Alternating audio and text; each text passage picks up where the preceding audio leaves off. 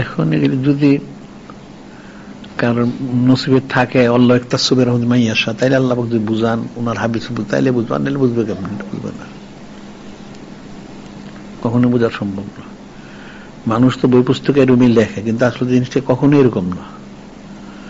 এটা নূরে মুজাসসাম হাবিবুল্লাহ হুজুর পাক সাল্লাল্লাহু আলাইহি ওয়াসাল্লাম আমরা বলি, শুধু আল্লাহ পাক না, আর সব আল্লাহ পাক। যেমন কোন দিক দিয়ে কারোর সাথে আল্লাহ পাক ওনার মিল নাই, ঠিক নূরে মুজাসসাম হাবিবুল্লাহ হুজুর পাক সাল্লাল্লাহু আলাইহি ওয়াসাল্লামের সাথে কারোর সাথে কোনো দিক দিয়ে মিল নাই।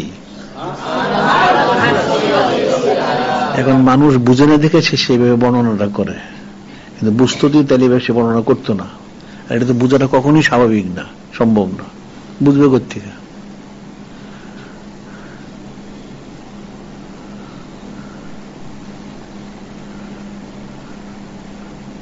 আর সাধারণ পুঁথিগত বিদ্যা দিয়ে তো সব বোঝা যায় না।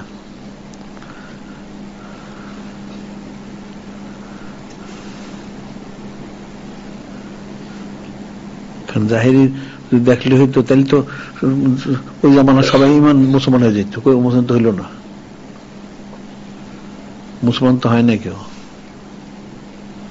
সীমিত হয়তো কেউ কেউ হয়েছে।